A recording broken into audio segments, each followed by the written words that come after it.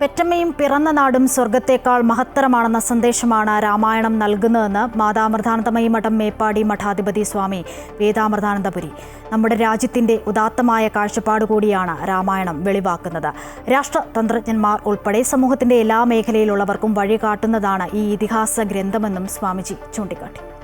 ശ്രീറാം ജയ രാം ജയ ജയ രാം, ശ്രീറാം ജയ രാം ജയ ജയ രാം, ശ്രീറാം ജയ രാം ജയ ജയ രാം. എല്ലാവർക്കും നമസ്കാരം. ഓരോ കഥാപാത്രങ്ങളും എടുത്താലും പൂർണ്ണമായ പരമമായിട്ടുള്ള ആ ഭക്തിയിലേക്ക് എങ്ങനെയാണ് ഒരു മനുഷ്യനെ മുക്തിയിലേക്ക് കൊണ്ടുപോകാൻ കഴിയുന്നത്, ആ മുക്തിയുള്ള ആ താരക മന്ത്രമാണ് രാമൻ എന്ന് പറയുന്നത്. ഒരു പക്ഷേ മഹാത്മാഗാന്ധി പോലും തൻ്റെ ഓരോ ശ്വാസനിശ്വാസത്തോടൊപ്പം രാമമന്ത്രം ജപിച്ചിരുന്നു. അവസാനം വരെ ആ രാമൻ്റെ മന്ത്രം ഉണ്ടായിരുന്നു. എത്രയോ ആയിരം ആളുകൾ എത്രയോ കാലങ്ങളായിട്ട് രാമൻ്റെ നാമം ജപിച്ചുകൊണ്ട് തന്നെ മുക്തരായിട്ടുണ്ട്. ഒരുപക്ഷെ പറയാറുണ്ട് കാശിയിലേക്ക് മുക്തി പ്രാപിക്കുന്നതാണല്ലോ പറയാറ്. പക്ഷേ അവിടെ സാക്ഷാൽ പരമശിവൻ അവിടെ കാശിയിലെ ആ ഓരോ ജീവനും താരക മന്ത്രമായിട്ട് രാമമന്ത്രം ഉപദേശിച്ചു കൊടുക്കുമ്പോഴാണ് പൂർണ്ണമായിട്ട് മുക്തി സംഭവിക്കുക എന്ന് പറയാറുണ്ട്. അപ്പോൾ രാമൻ്റെ ജീവിതത്തിലും രാമൻ്റെ രാമായണ കഥയിലൊക്കെ നമ്മൾ കാണുന്നത് അധർമ്മത്തെ എങ്ങനെ നശിപ്പിക്കാൻ പറ്റും എന്നുള്ള കാര്യത്തിൽ യാതൊരുവിധ തത്വോപദേശ അതിൽ പൂർണ്ണമായിട്ടും രാമൻ അതിൽ ലയിച്ചുകൊണ്ടാണ് നിൽക്കുന്നത്. ഒരു കോംപ്രമൈസിനും തയ്യാറല്ല.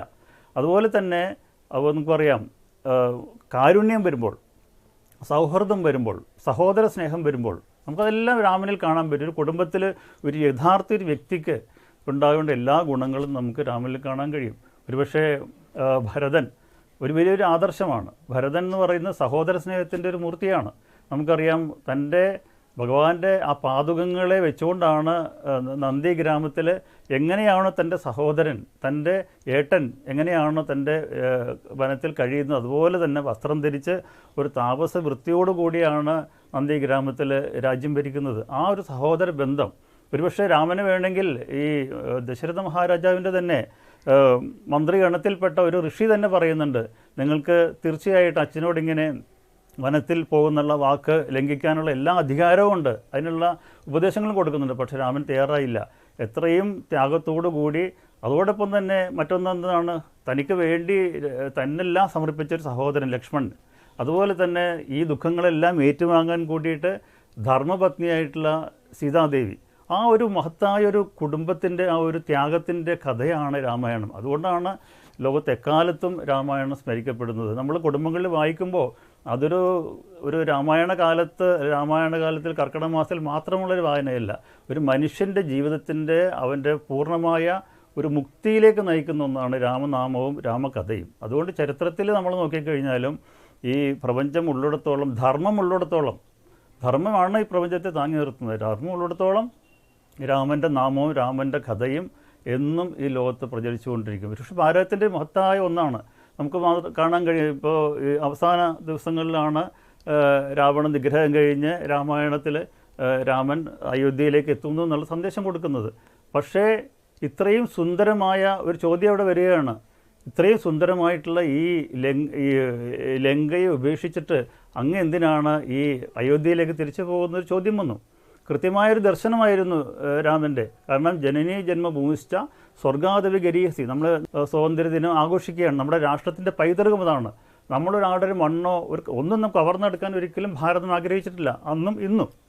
പക്ഷേ ഈ ജനനിയും ജന്മം തന്ന അമ്മയും രാഷ്ട്രവും സ്വർഗാദവിഗരി, സ്വർഗത്തേക്കാൾ മഹത്തരമാണെന്നാണ് സന്ദേശം കൊടുത്തിട്ടുള്ളത്. ഇത് നമ്മൾ എത്രയോ കാലം നമ്മൾ ഈ ഭാരതം ഇങ്ങനെ അനുസ്യൂതമായിട്ട് പ്രചരിച്ചുകൊണ്ടിരിക്കുന്ന ഒരു സന്ദേശമാണ്. ഈ ലോകത്തിന് കൊടുക്കാനുള്ള വലിയൊരു സന്ദേശം അത് തന്നെയാണ്. നമ്മൾ ആരെയും ആക്രമിച്ചിട്ടില്ല. നമ്മുടെ രാഷ്ട്രതന്ത്രജ്ഞന്മാർ ശരിക്കും പഠിക്കേണ്ട ചില രാഷ്ട്രീയത്തിൻ്റെ ബാലപാഠങ്ങളാണ് രാമായണത്തിൽ കൂടി കാണാൻ കഴിയുന്നത്. യഥാർത്ഥമായിട്ടുള്ളൊരു കുടുംബത്തിൻ്റെ ആ കുടുംബ ബന്ധം എങ്ങനെയായിരിക്കണം, ഒരു ഭർത്താവ് എങ്ങനെയായിരിക്കണം, ഒരു ഭാര്യ എങ്ങനെയായിരിക്കണം, ഒരു സഹോദരൻ എങ്ങനെയായിരിക്കണം, ഒരു രാഷ്ട്രതന്ത്രജ്ഞൻ എങ്ങനെയായിരിക്കണം ഈ ഋഷികളോട്, ഈ മുനിമാരോട്, തപസ്യകളോടൊക്കെ ഒരു രാജാവിൻ്റെ ധർമ്മം എന്താണ് എന്നെല്ലാം നമുക്ക് സമഗ്രമായിട്ട് പ്രതിപാദിക്കുന്നുണ്ട് രാമായണം. ഇന്നും നമുക്ക് അത് പ്രചോദനമായിക്കൊണ്ടിരിക്കുന്നത്. അതുകൊണ്ട് ഈ രാമായണ മാസത്തിൽ മാത്രമല്ല, നമ്മുടെ ജീവിതത്തിൻ്റെ എല്ലാ കാലത്തും അത് പ്രചോദനമാണ്. നമ്മുടെ രാഷ്ട്രത്തിൻ്റെ നൈതിക മൂല്യങ്ങളുടെ കൃത്യമായ ഒരു അവതരണമാണ് രാമായണം. ആ രാമായണം എന്നും ഒരു അമ്മ പറയുന്ന പോലെ ഇതൊരു ഉണർത്തുപാട്ടാണ്. അങ്ങനെ ആ ഉണർത്തുപേട്ട ഒരുപക്ഷെ നമുക്ക് രാമനായി തീരാൻ കഴിഞ്ഞില്ലെങ്കിലും, അമ്മ പറയാറ് നിങ്ങളൊക്കെ രാമായണം വായിക്കുന്നത് രാമനായി തീരാനാണ്, പക്ഷേ ഒരുപക്ഷെ നമുക്ക് അത് കഴിഞ്ഞില്ലെങ്കിലും രാമായണം നൽകുന്നൊരു പ്രസക്തമായിട്ടുള്ള ചില ധാർമ്മിക ഉപദേശങ്ങൾ ഈ യഥാർത്ഥത്തിൽ ഒരു വ്യക്തി പൂർണ്ണമായി അവന് ഈശ്വരനായി മാറാൻ കഴിയുമെന്നാണ് പറയുന്നത്. സാധാരണ ഒരു മൃഗത്തിന് പോലും ഈശ്വരത്വം കിട്ടും എന്ന് രാമായണം കാണിച്ചു തരുമ്പോൾ, അതുപോലെ തന്നെ ഓരോ മനുഷ്യനും അവനുള്ള പൂർണ്ണതയെ കണ്ടറിഞ്ഞു കഴിഞ്ഞാൽ അവൻ രാമനായിട്ട് മാറുന്നു, അവൻ ആത്മാരാമനായിട്ട് മാറുന്നു. കാരണം ആനന്ദം വെളിയിലല്ല, രാമൻ ഉള്ളിലാണ്. ആത്മാരാമൻ എന്നെ കണ്ടെത്തുന്ന ഒന്നാണ് രാമായണത്തിൻ്റെ സന്ദേശം. അപ്പോൾ എല്ലാവർക്കും രാമായണത്തിൻ്റെ എല്ലാവിധ രാമൻ്റെ അനുഗ്രഹങ്ങളും രാമായണത്തിൻ്റെ ആ പ്രസക്തി നമ്മുടെ ഹൃദയങ്ങളിൽ എല്ലാ വീടുകളിലും ഉണ്ടാകട്ടെ എന്ന് പ്രാർത്ഥിക്കുകയാണ്. നന്ദി, നമസ്കാരം.